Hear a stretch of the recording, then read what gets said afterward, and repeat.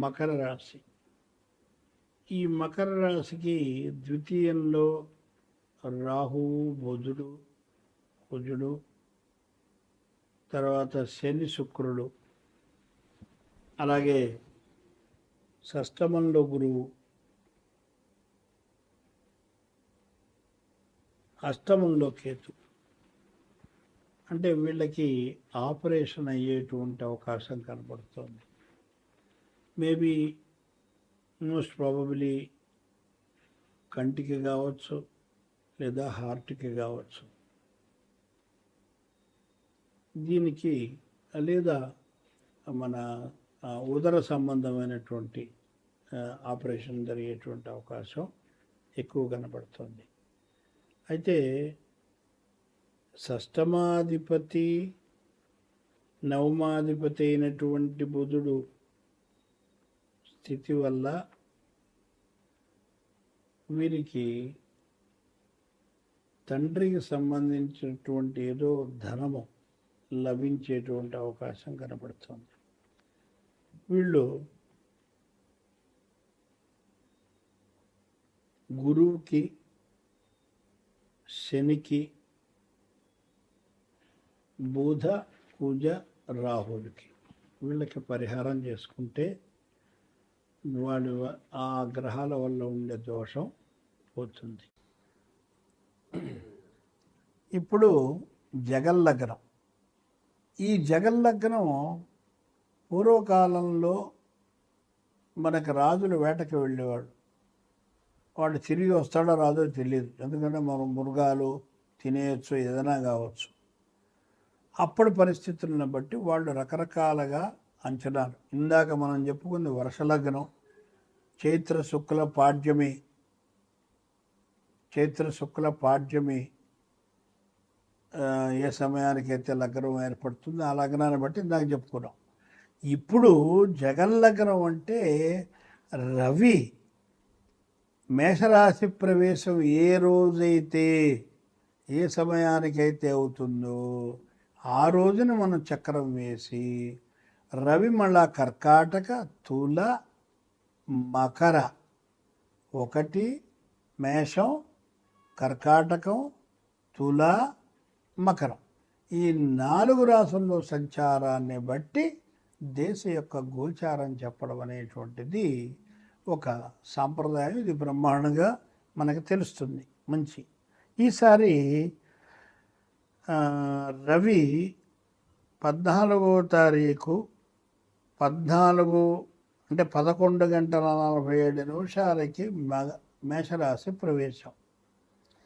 తత్కాల లగ్నం వచ్చి మిథున లగ్నం అయింది. లగ్నంలో గురువు ఉన్నాడు కాబట్టి డెఫినెట్లీ దేశం మంచి పురోగభివృద్ధి జరుగుతుంది అనేది ఫస్ట్ ఫండమెంటల్ పాయింట్. రెండోది, గురువు యొక్క దృష్టి పంచమ స్థానం మీద, సప్తమ స్థానం మీద, నవమ స్థానం మీద ఉంది. పంచమ స్థానం అంటే మనం చేసినటువంటి కృషి యొక్క ఫలితం. మనం కష్టపడి పాపం వ్యవసాయదారులు రాత్రి అనక పగలనక పొలాలు దున్ని సంవత్సరం అంతా ఇడిసే చివరి పంట కోసం పాపం తపతపలాడుతూ ఉంటాడు. ఆ టైంలో కనుక వరదలు వచ్చాయనుకోండి, పరిస్థితి ఏంటి? సో అలాంటివి రాకుండా ఈ గురువు అంటే దైవబలమే, ఇట్స్ ఎ లక్, అది ఉన్నది వ్యవసాయదారులకి అని చెప్తోంది. అంటే పంటలు బాగా పండుతాయి, వ్యవసాయదారులకు ఈసారి డబ్బులు బాగా వస్తాయి. తర్వాత సప్తమ దృష్టి ఉంది అంటే మన దేశం ఇతర దేశాలతోటి మంచి సత్సంబంధాలు ఏర్పడి అభివృద్ధి చెందుతుంది అని చెప్తోంది. అంటే కొత్త సంస్కరణలు ఏర్పాటు చేస్తారు. కేంద్రానికి మన ప్రజలకి మధ్య మద్దతు బాగా ఉంటుంది. పరిపాలనా విషయంలో మంచి సపోర్ట్ వస్తుంది బీజేపీకి కానీ, లేకపోతే మన ప్రైమ్ మినిస్టర్ గారికి కానీ. అయితే షేర్ మార్కెట్ బాగా పొందుకుంటుంది. తర్వాత ధనాగారము అంటే ఫైనాన్షియల్ స్టేటస్కి మన ఆ, ముఖ్యంగా మన దేశానికి ఏ విధమైనటువంటి ఆర్థిక సంక్షోభం ఈ సంవత్సరం ఉండదు. అలాగే కొత్త సంస్కరణ మనం ఇందాక అనుకున్నాం. ఇతర దేశాలతోటి మన దేశం యొక్క పేరు ప్రతిష్టలు ఇందాక కూడా చెప్పుకున్నాం, అదే ఇక్కడ మళ్ళీ రిపీట్ అవుతుంది. అంతరిక్ష పరిశోధనలో ఇతర దేశాలతోటి నువ్వు డి అంటే డి అనే లెవెల్లో మన ఇండియా ఉంటుంది, అందులో డౌట్ లేదు. అంటే ఏ అణు సంబంధమైనది కావచ్చు, అంతరిక్షమైనది ఏదైనా సరే దీటి. అందుకని ఇప్పుడు మీరు చూస్తున్నట్టయితే అమెరికా కానీ మిగతా కంట్రీలు కానీ ఆలోచిస్తున్నారు. ట్రంప్ మొదట డ్యాన్స్ చేసినప్పుడు ఇప్పుడు చేయట్లేదు. మిగతా వాళ్ళందరూ కూడా ఎప్పుడు మనకి ఇండియా యొక్క సపోర్ట్ దొరుకుతుందా అని చూస్తున్నారు. ఆర్థికంగా బాగా నిలదొక్కుంటుంది, మంచి నిలకడ వచ్చేస్తుంది, మనకి మంచి వర్షాలు కురుస్తాయి. క్రీడారంగంలో మనం ఎప్పుడు విజయం సాధిస్తాం ఈసారి. అలాగే అగ్ని ప్రమాదాలు, వాహన ప్రమాదాలు మాత్రం చాలా జాగ్రత్త అండి. ప్రతి ఒక్కరికి ఇది అన్ని రాసుల వాళ్ళకి చెప్తున్నాను, ఓన్లీ ఏనాడు శని వాళ్ళకి అని ఎక్కడా లేదు. ప్రతివాడికి కూడా ఈ గురువు యొక్క సంచారము ఎక్కడో అక్కడ మనం జాగ్రత్తగా ఉంటాం, ఆతడు బర్ర వచ్చి కొట్టిపోతాడు. ఆగి ఉన్నటువంటి వాహనాలను కూడా కొట్టినటువంటి మనకి ఉదంతాలు చాలా మనకి తెలుసు అది వరకు.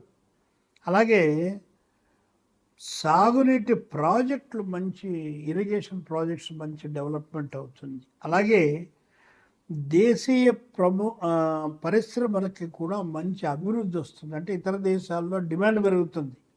మన దగ్గర ఉన్నటువంటి పరిశ్రమలు ఏవైతే ఉన్నాయో అది వరకు ఉండేవి భారతదేశంలో, ఇప్పుడంతా పాశ్చాత్య పిచ్చి బట్టి వెనకెళ్ళిపోయినాయి. ఇవన్నీ మళ్ళీ రివైవ్ అవుతాయి. రివైవ్ అయ్యి వాళ్ళు నిలదొక్కుంటారు.